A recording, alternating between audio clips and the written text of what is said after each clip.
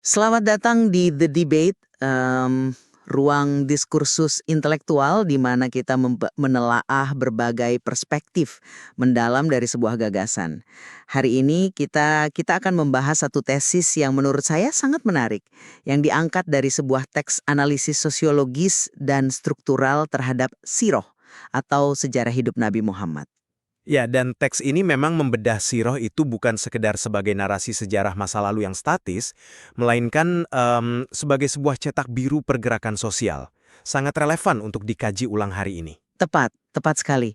Tesis utamanya ini cukup menohok ya, bahwa perjuangan atau jihad itu bukanlah sekedar konfrontasi fisik atau mobilisasi reaktif yang instan. Teks ini justru melihatnya sebagai proyek peradaban yang dibangun di atas diferensiasi peran dan edukasi yang terstruktur. Dan disitulah muncul pertanyaan sentral yang akan kita bedah di sini. Kalau kita membaca kesuksesan model pergerakan sosial ini, di mana sebenarnya letak kekuatan utamanya? Betul. Apakah kekuatannya itu ada pada transformasi moral internal dan peran edukatif yang ya bisa dibilang sunyi yang sering kita identikan dengan model Mekah?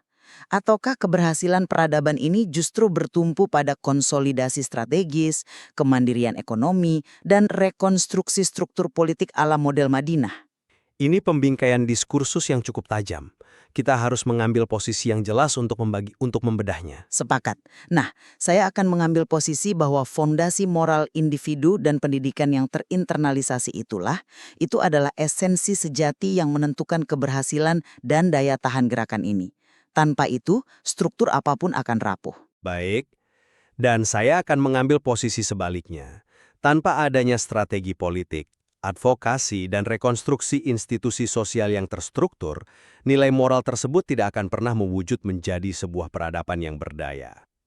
Saya mengerti mengapa Anda berpikir demikian, tetapi izinkan saya memberikan perspektif yang berbeda tentang di mana letak kekuatan sejati gerakan ini.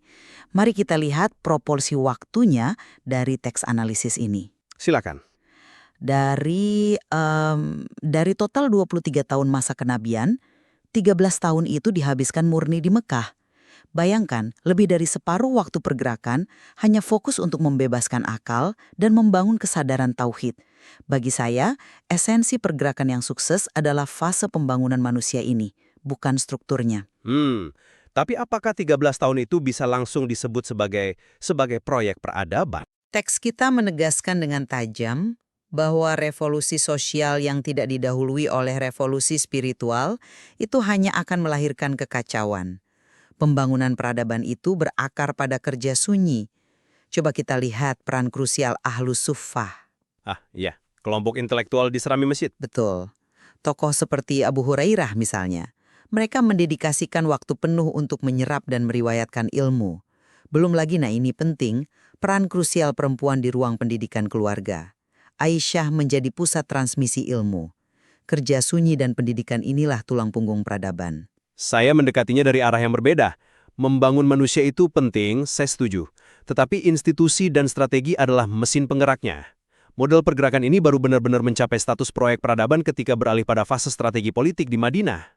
Mesin penggerak yang secara spesifik merujuk pada apa? Pada penciptaan institusinya. Teks rujukan kita menggunakan bukti bahwa hijrah itu bukanlah sekedar mencari ruang aman. Itu murni strategi politik. Saat di Madinah, komunitas ini tidak sekedar menjadi orang baik yang berkumpul. Mereka membentuk piagam Madinah. Sebuah kontrak sosial. Ya, sebuah kontrak sosial yang nyata, yang mengikat masyarakat plural. Ada juga reformasi pasar untuk melawan ketidakadilan ekonomi struktural yang saat itu dikuasai oligarki. Tanpa diferensiasi fungsi strategis ini, kumpulan orang baik tadi hanya akan menjadi grup diskusi pasif. Tapi kalau kita bawa kerangka ini untuk membaca realitas sekarang, teks ini memberikan kritik yang sangat relevan soal makna perjuangan. Aktivisme kontemporer kita hari ini kan sangat reaktif ya, sangat haus viralitas. Reaktif dalam artian selalu ingin konfrontasi terbuka. Betul, semua seolah harus turun ke jalan. Padahal, teks ini menekankan bahwa ketiadaan mental seragam justru adalah keunggulan ekosistem ini. Perjuangan sejati itu justru ada pada, misalnya guru yang mengajar di pelosok. Atau individu yang menahan amarahnya, jihad internal. Maaf, tetapi saya kurang sependapat dengan hal itu. Biar saya jelaskan alasannya. Silakan, di mana letak masalahnya? Memang tidak semua harus turun ke jalan, ya. Tetapi secara kolektif, gerakan ini pada akhirnya melakukan konfrontasi struktural terhadap penindasan. Membangun pasar alternatif yang bebas riba di Madinah itu bukan sekedar kerja sunyi para pedagang. Itu adalah perlawanan ekonomi. Persis, itu adalah konfrontasi strategis jangka panjang melawan kapitalisme eksploitatif. Sama halnya dengan perjanjian Hudaibiyah. Di atas kertas, perjanjian itu tampak sangat merugikan secara simbolik bagi umat Islam saat itu kan? Ya, banyak yang merasa harga diri komunitas direndahkan. Betul. Tapi secara strategis, itu adalah desain diplomasi politik yang brilian untuk menetralisir ancaman dan mendapat pengakuan politik setara. Jadi ekosistem ini bukan sekedar soal pengendalian diri yang pasif, melainkan perlawanan yang sangat taktis. Saya paham poin Anda soal taktik makro tersebut. Tapi mari kita tarik ini menjadi catak biru bagi gerakan anak muda hari ini. Penyakit aktivisme modern itu adalah overheroisme dan fragmentasi. Semua orang ingin jadi pemimpin di depan layar. Tepat. Makanya, teks ini merumuskan fase 0 dan fase 1. Inti kecil gerakan itu idealnya hanya 3-7 orang. Sangat solid, bebas ego, dan mereka harus mau berproses membaca serta berpikir kritis selama stintanya 6 bulan pertama. Tidak ada panggung, tidak ada deklarasi. Ini kunci anti gagal sebuah gerakan. Wah, komunitas tanpa pendanaan mandiri itu akan sangat rapuh? Rapuh karena kurangnya logistik. Tentu saja. Teks analisis ini kan menguraikan fase 4, yaitu ekonomi mandiri, dan fase 6, ekspansi terukur. Kalau gerakan pemuda hanya berhenti pada kajian kritis di ruang tertutup, tanpa menguasai pendanaan kolektif atau membuat produk kreatif, mereka akan mudah goyah. Mudah diintervensi oleh donatur luar ya? Tepat sekali. Dan akhirnya mereka tidak punya kapasitas untuk masuk ke ruang advokasi kebijakan publik. Idealisme tanpa instrumen ekonomi dan advokasi itu rentan layu sebelum berkembang. Baik. Kalau kita bicara soal instrumen struktural dan kebijakan publik, mari kita uji secara sosiologis model pergerakan Siroh ini dengan teori-teori gerakan modern yang dibahas di teks. Bagian komparasi teori ini memang sangat tajam. Sangat. Teks ini secara eksplisit mengkritik Marxisme dan Islamisme kontemporer. Marxisme itu dinilai terlalu reduksionis pada faktor ekonomi. Mereka mengabaikan pembangunan jiwa manusia. Hasilnya, revolusi mereka seringkali hanya melahirkan kelas penindas baru. Elit baru dengan sistem lama. Betul. Sementara Islamisme kontemporer terlalu berfokus pada perebutan kekuasaan negara secara instan dari atas, tanpa peduli pada kesiapan moral masyarakat di bawah.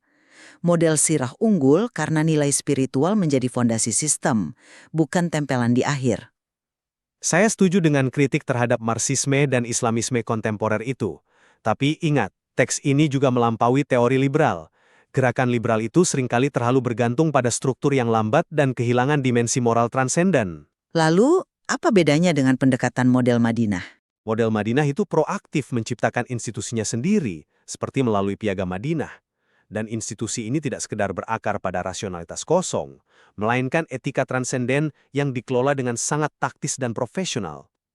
Jadi ada perpaduan antara etika tinggi dan profesionalisme manajemen. Persis.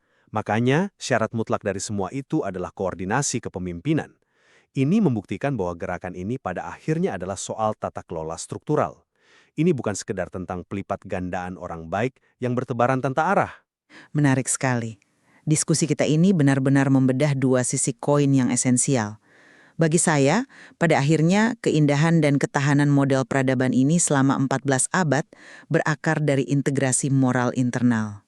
Ya. Di mana setiap individu, entah dia seorang penghafal Quran, seorang ibu di rumah tangga, atau seorang guru, memiliki ruang juang yang sama mulianya. Mereka tidak perlu terjebak pada fanatisme peran atau kompetisi ego untuk berkontribusi. Dan untuk merangkum posisi saya, moralitas yang luhur tersebut pada akhirnya diuji melalui ketangguhannya menciptakan ekosistem sosial yang nyata, mulai dari kemandirian finansial hingga arsitektur diplomasi politik yang mampu secara sistematis membongkar penindasan di lapangan. Memang, ya, teks ini menawarkan kritik mendalam yang justru saling melengkapi terhadap aktivisme modern kita. Kompleksitas ini menunjukkan betapa kayanya materi analisis sosiologis Siroh ini untuk terus dieksplorasi. Sangat kaya.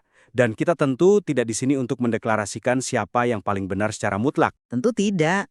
Kita menyisakan ruang bagi Anda para pendengar untuk merefleksikan pertanyaan fundamental dari teks ini. Di manakah posisi terbaik Anda dalam jaringan ekosistem perjuangan ini? Terima kasih telah bergabung di The Debate.